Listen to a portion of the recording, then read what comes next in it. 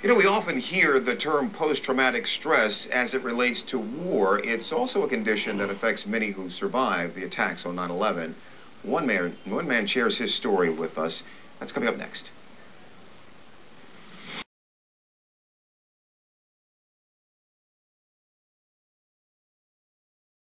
You know, a man famous in punk rock circles for his connection with the band The Ramones and his own band, Roach Motel, was one of the folks living in Lower Manhattan during the September 11th attacks. George Tabb ran from his Tribeca apartment just 4 blocks away with his wife and dog and saw all of the carnage that day, people jumping out of windows. His apartment condemned because it was so full of dust and debris, a day that has permanently affected his life and his health in many ways. He joins us now with his dog.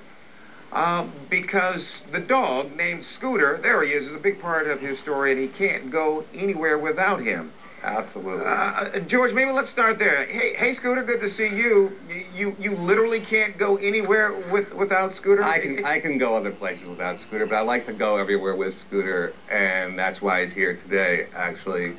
Well, George, tell us why he's so important to you. Well, Scooter's very important because we both escaped on 9/11 together from that fiery mess that the terrorists brought in, and it was horrible.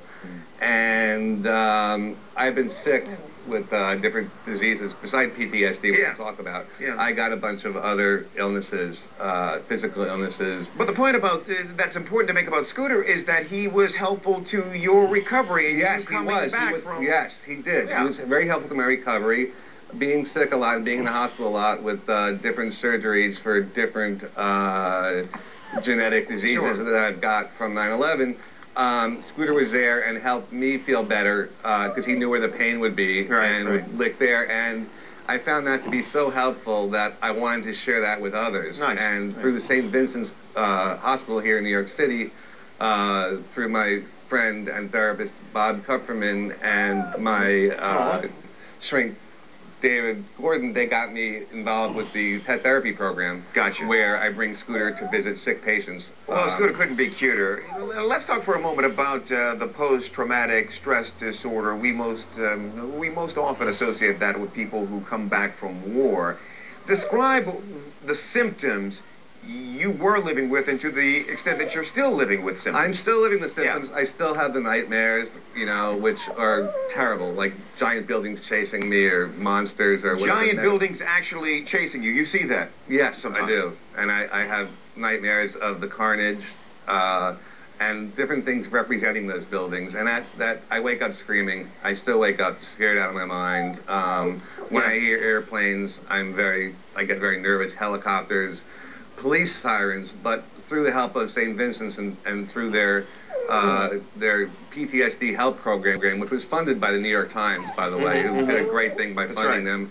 I learned it was behavioral therapy. They taught me to listen to sirens not as a sound of danger, but the sound of people helping each other. Hey, George, what do you think about on a day like today, another anniversary?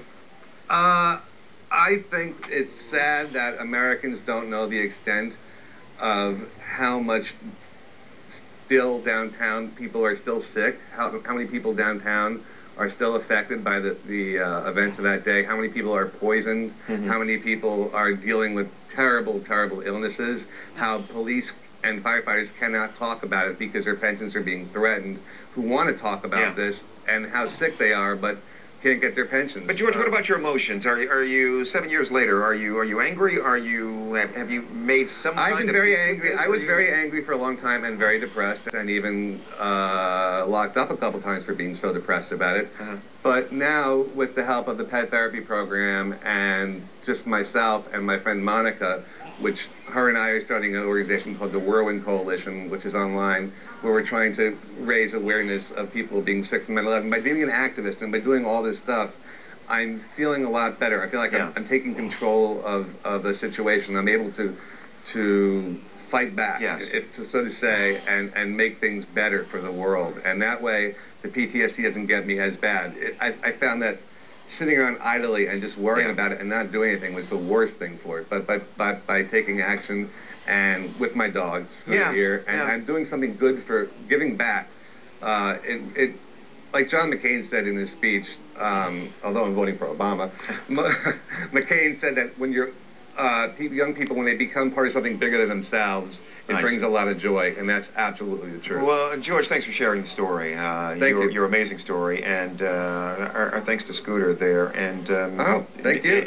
And George, that we wish you all the best. Thank you. You too. Thank you. Thank you. Bye-bye.